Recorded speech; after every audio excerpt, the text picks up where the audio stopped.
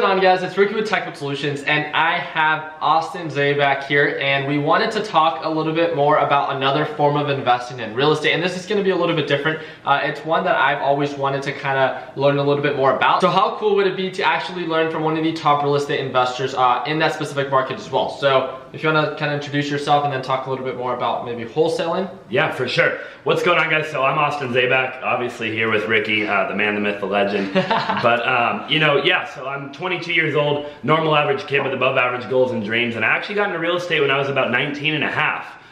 Believe it or not, and been doing it ever since. And now I do all things real estate. You know, I'm a real estate agent. I do luxury real estate. I'm in different markets across the country and do all sorts of different stuff. But it didn't start that way. You know, I started out actually with something called wholesaling, and that was my very first initial introduction to real estate. I actually remember I read a book by Nick Ruiz, and he had 5,000 followers on Instagram, and it was this short little 50-page book, and I read it and I was inspired. I was like, no way, I can do real estate with no money down. It was amazing. So I read about it, and I knew nothing about it, but I read the book and I was excited.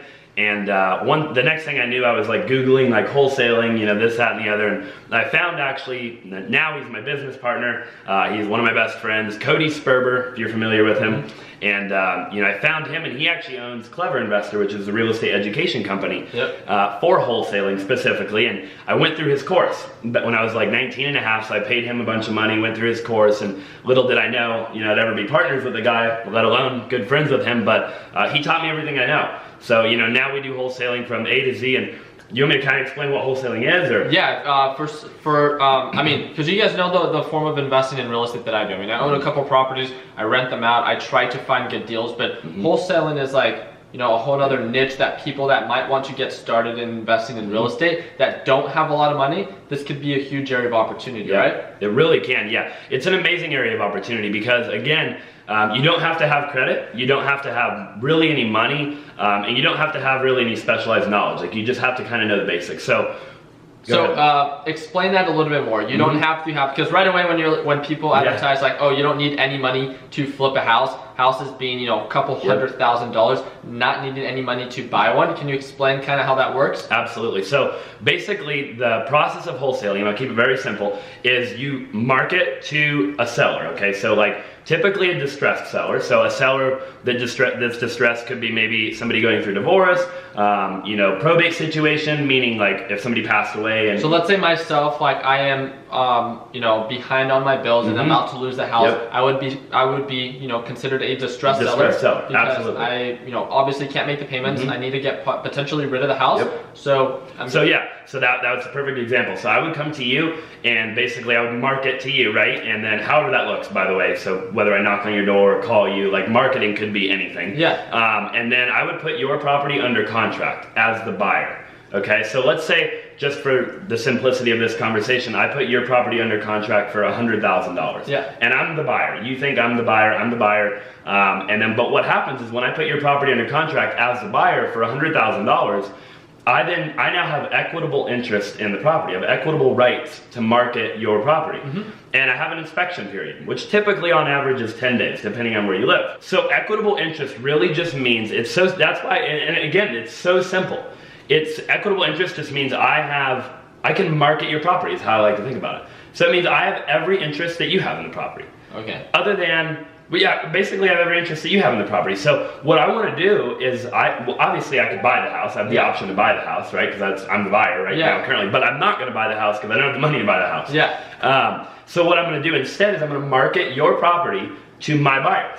So I'm going to go find a buyer that is looking to buy the house, and I'm going to market it to them for let's say $110,000. So I'm going to say, hey, John, I have this amazing house, it needs work, and it's, and it's probably worth more, by the way. Let's say it's worth maybe $175, because, you're behind on payments, I got a good deal, you just need to sell it to get your money out of it, right? Definitely. It needs maybe some work, somebody needs to go and put some money into it, that kind of thing, right? So you need to just sell it as is and walk away. So I market it to the next buyer for $110,000. Again, for example, it could be 105, 120, it doesn't really matter. And I'm able to do that within the inspection period without losing anything, because during the inspection period, the buyer, aka me right now, has the sole ability to cancel the contract whenever I feel like it for any reason whatsoever within that inspection period. So if for some weird reason I couldn't find a buyer, then I just have to cancel the contract with us before the inspection period ends, and I don't lose anything. I just walk away from the deal, and it's, you know, no harm, no foul, right? I like that. Okay. So the difference, so basically I'm getting it at a discount. I'm getting it at a deep discount. Here's how I like to think about it. I'm getting the property at a deep discount and selling it at a discount. And what I'm doing is I don't ever own the house. I flipped the contract. So it's almost like an on consignment sale, but you are viewed as the buyer to the seller, the original seller, but then you're kind of just the middleman between, because of the connections or maybe a list of investors that you might have access to. Let's say like myself, like, you know, I'm always looking for new properties. Let's say you find a deal, you don't want it, you found it for 100,000, you can sell it to me for 110. I, as an investor, will buy it off of you. You made money off of me, and then I can remodel the house and flip it on. And you're still going to make money too if you're the back-end investor. And it's a win-win, because a lot of investors, they don't have the time to go, like your actual rehabbers. They don't want to go out and spend the time to try to find the deals because they're very busy. So your job, my job, is very important, you know, for both sides, right? The seller, it's a win-win for everybody, because the seller needs to sell, this back-end investor needs to buy, and you're just connecting the two. And in that scenario, you would make $10,000. You're the hunter. You're the hunter. Finding all these deals. And it's easy too. A lot of people like to overcomplicate it and say, you know, and again, we could do like a lot, you know, more talk about this, but you know, I mean, we live in a world where we're so socially connected. I mean, I can find buyers on Facebook, Craigslist, Instagram. I mean, they're everywhere, and same with sellers. So it's not complicated. It's just a matter of getting out there and doing it, you know? And I know people all the time that hit me up and they're like, hey, and they've never done anything before, and within, I mean, 3 or 4 days, they have a deal, they bring it to me, and I help them sell it even. So that's where, you know, you can like co-wholesale and stuff. So somebody could bring me a deal and I would help them, and it's very interesting. And so there's 2 ways that you can actually, so once I have the contract with you, the seller, so back to the original scenario, there's 2 ways that you can get the deal done. I can either assign my contract, so now we have this contract, right, for 100 grand. I can take this contract and assign it to the buyer for $110,000. It's actually assignable, and that's called an assignment contract. And then I would just make $10,000. The title company would literally just write me a check for 10 grand as soon as the deal closed. And or if I start making too much money, sometimes people get a little weird. If the wholesaler makes too much money, then you can do what's called the double close. And the double close is where we have our contract, I turn around and write a new contract with the buyer for 110, same thing, right? So I have the A to B contract, and then now I have the B to C contracts. I have 2 contracts, right? We take both contracts to the title company, hand both contracts to the title company, and when it closes, they do a simultaneous close. So for a split second, I own the property, but the back-end buyer's money covers my funds. So I never bring any money to the closing table, because I only own the property technically for like 30 seconds. Because it closes here, and then instantly it closes here. So really it's just going from you to him. I just happen to own it for like 10 seconds. And has that happened before, where like if the margin that you kind of like found for yourself is a little bit too big? People get uncomfortable? People get uncomfortable, and you know, for all the right reasons. You know, sometimes people just don't understand. You know, at the end of the day, we're very valuable as wholesalers. But not everybody understands that. You know, I do a lot of marketing, and we spend a lot of money, and we do a lot of stuff, and put a lot of time and energy into it. But you know, there are deals, I'm not gonna lie. I mean, I've done wholesale deals where I've made $70,000, $80,000, $90,000 on a wholesale deal. I never picked up a hammer, like, you know, and people get weird about that, because maybe the back-end investor is only making $70,000, $80,000, $90,000, then it's going to take them 6 months to rehab the deal. They're still winning big time, but sometimes they get weird if I'm making the same amount of money as them, and I didn't really, in their eyes, I didn't do anything physical. I think because, and this is what I love about that, because it 100% makes sense on when it comes down to like me like flipping cars or anything of that sort. That thing always comes to mind, where people always ask, I was actually on the phone yesterday with Chloe, and we found the deal on the bike, right? And she was like, how much was it posted for? I was like, 4,000. How much did you buy it for? 2,300. She was like, why would he sell it to you for that much when it's worth 4,000? And how, you know, is that normal? Like, is that fair? And I was just like, we're in this market to make money. And if you as the wholesaler are so good that you build such a large margin of profit that you and the person that you're going to sell it to can truly benefit and at large amounts, then I personally can, it shouldn't really matter, but when it comes down to like people seeing, a young person doing very well, and it's not a lot of hands-on work, but it's a lot of like, it's more thinking and having a team on the back end to be able to write. You have a team that works with you to help you find these deals and then close these deals. And not everyone with kind of the traditional form of reselling and what is it called? Remodeling like the house and then reselling it. They might be a little bit more of traditional investors. So your form of investing, although it has been present for a while, I think it's catching a lot more traction now, right? It really is. And especially with younger people, because, it's so interesting. You bring up the motorcycle situation because it's that simple. Yeah. And that's what people like to overcomplicate, because people see the house and they say, well, it's $100,000 or $200,000, $300,000 house. I'm like, no, but don't look at it like that. Yeah. I'm like, it is as simple as flipping a motorcycle. So if you follow Ricky, it's no more complicated than that. Yeah. It's literally, I mean, I've done a deal. I'm not kidding you. I've done a deal at McDonald's on a napkin. And I literally handed the napkin to the title company. I said, I, Austin Zabak, am buying X property, from blah, blah, blah. And we both signed on a napkin. I bought the family chicken nuggets, and I handed the napkin to the title company with like $50 earnest money. And I made, I think, like $15,000 on that deal. So a lot of people want to overcomplicate it. And I know I've been doing it for a while, and now you're right. I do have a team, and, we do a lot of deals, because now we're about volume. It's kind of like when you first get started, it's like if you're going to be buying and reselling motorcycles. I'm just doing this for my viewers that will understand this. Buying and reselling motorcycles, you could do it as a hobby and you can stay within the legal state of 4 or 6. But then once you get to a certain point and you can build the whole team, it's kind of like then when you get to a certain point of reselling cars and motorcycles, you establish a dealership to have a whole team to make it more effective. And then in the big picture, you guys would be able to capture much more deals because you have an entire system. So for someone that is just getting started, what do you think are 3 things to kind of focus on? So you talked about not needing a lot of money down. You obviously need to learn how to actually find the deals themselves. And then what is it that you think that they need to know on how to close the deals, or maybe reach out to someone to actually close the deal that someone's willing to buy it? Yeah, absolutely. A great question, by the way. I think number 1, I think you have to just put in the work. I think so many people overthink things, and they want to learn everything about everything. I was that guy at one point in your life. You were probably that guy. I think a lot of us are or were at one point. It's as simple as getting on Craigslist, getting on Facebook, start calling, for sale by owners, maybe call some Zillow listings, owners that are trying to sell, maybe even target some more distressed properties. And as crazy as it sounds, if you're driving, like when I drive through a neighborhood, if I see a house that looks like it's vacant or abandoned, write a letter and put it on their door. Hey, blah, blah, blah, I would love to buy your house. So give me a call. Trying to find a distressed seller. Trying to find a distressed seller. And you're a huge help to them, by the way. Yeah. Because they can't list the property on the open market normally, because for whatever reason, right? Like it needs work, they don't have money to put in the work. Yeah. Remember, if you were to put your property on the MLS, a multiple listing service with a real estate agent, because I am one, they're going to ask for repairs and all that stuff. It's hard to sell as is on the multiple listing service. So number 1 would be just to start calling people, knocking on doors, and just be the guy.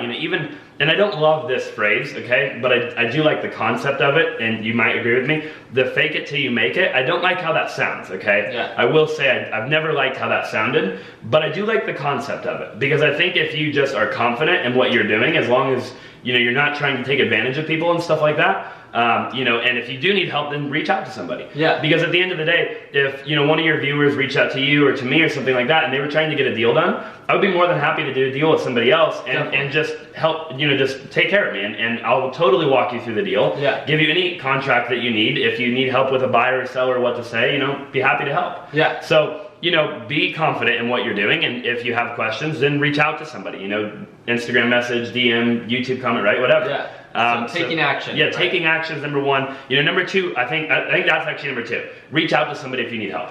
Don't try to do it all by yourself if you don't know what you're doing. It's as simple as reaching out via, like I said, DM, whatever the case is. And anybody in any market, by the way, it doesn't have to be here in Arizona. It could be any market. A wholesaler will always be willing to help you out, assuming that you just help them out. Yeah. So it's a win-win for everybody, because the wholesaler is going to make a little bit of money too, and they've been doing it, they'll show you and all that good stuff. And then the next deal, you don't have to pay the other wholesaler. Yeah, to kind of just get the ball. You know what you're doing. Yeah. Exactly. So I think, and number 3 is probably, just, gosh, it's so simple that it's almost even hard to come up with 3 things, to be completely honest with you, because it's just not, it's not difficult. I almost think probably number 3 is really just maybe to find, like, to get a list of potential buyers for the listing, because that's very important, because you have that grace period, right? So start going again on, one of my favorite tools is Facebook. I really like Facebook, and I think getting creative, I think that's probably number 3. So what I think you're going to find in the market today is,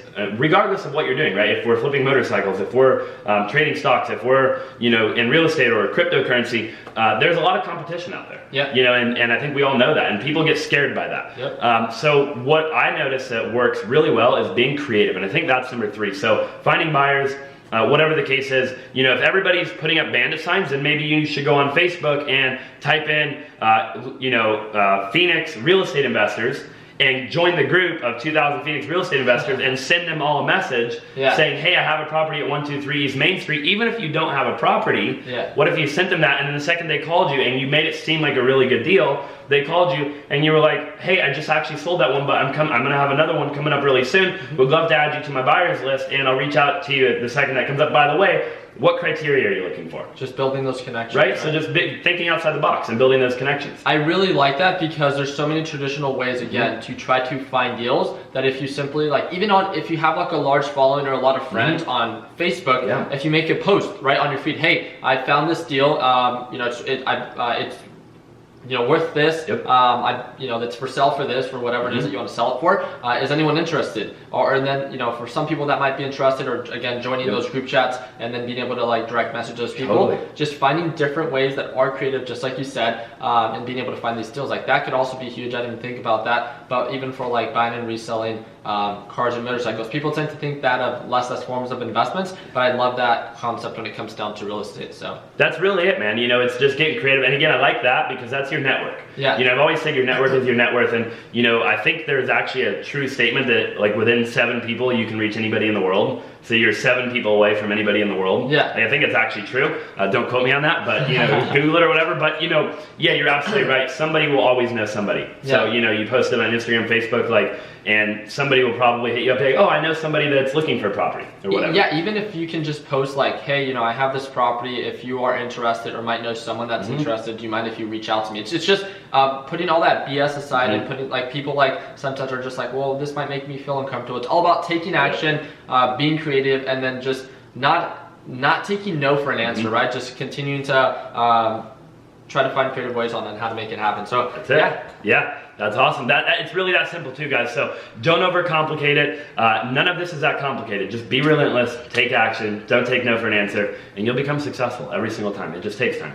I like that. Well, thank you guys again so much for watching. I hope that you guys enjoyed this video. I haven't filmed an actual real estate video in quite some time, so Austin hit me up this weekend and we were just like, how cool would it be to actually film a video that might be a little bit different. We actually just came up with this concept like a couple minutes ago. So overall, I'm going to plug his link down below. If you guys aren't subscribed to him already and liked what it is that you guys heard today, that is exactly what it is that he teaches in his YouTube channel and what he covers. So, we cover like trading and investing in kind of different markets. He's one that's all about real estate and all forms of investing. And I hope that he can guide you in your success when it comes down to that form of investing. So be sure to subscribe to him if you guys aren't subscribed already. If you guys like this video, please don't forget to give the video a thumbs up. And always continue working hard, continue following your dreams. Let your passion be what drives in your success. Is there anything else that you want to say? No, thanks for having me, guys. Obviously, keep following Ricky. He's awesome. He's amazing. And thanks for having me. Of course. Appreciate it, man. Awesome. Thank you guys again. And like always, let's make sure that we end the year on a green note. Take it easy, team. I'm at my prime. I'm at my prime. Whoa. Have I gone too far? Do you detect something different? If you look